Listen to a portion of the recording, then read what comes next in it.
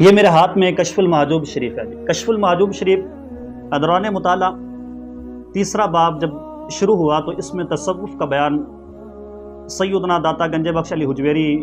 بیان فرماتے ہوئے صوفی کی تعریف بیان کی ہے۔ تو آئیے با کمال اقوال ذکر کیے ہیں آپ نے، با کمال تبصرہ فرمایا اس پر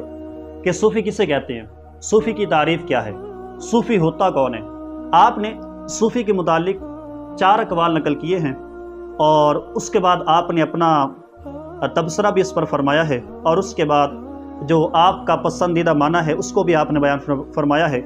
آپ فرماتے ہیں کہ لفظ صوفی کی تحقیق میں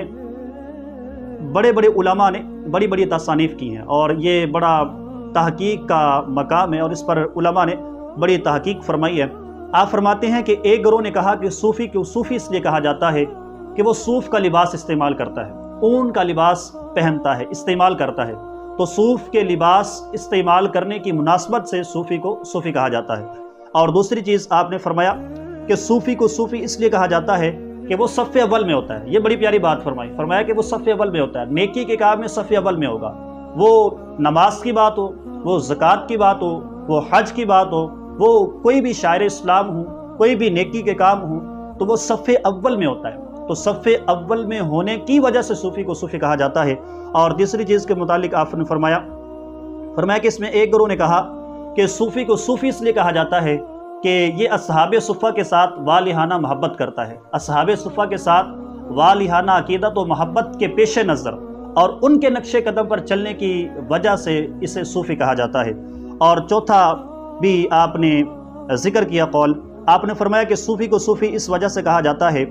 کہ یہ لفظ صفا سے مشتق ہے، اور لفظ صفا یعنی دل کی صفائی، ستھرائی، پاکیزگی، طہارت۔ کہ صوفی کا جو دل ہوتا ہے وہ پاکیزہ ہوتا ہے، وہ طاہر و طیب ہوتا ہے، اس کے اندر گندگی نہیں ہوتی، اس کے اندر کھوٹ نہیں ہوتا، اس کے اندر ملاوٹ نہیں ہوتی، اور اس کا دل پاکیزگی و طہارت کا ایک آئینہ دار ہوتا ہے، اس لیے صوفی کو صوفی کہا جاتا ہے۔ تو آپ نے اس کے بعد فرمایا کہ سب سے عمدہ ترین معنی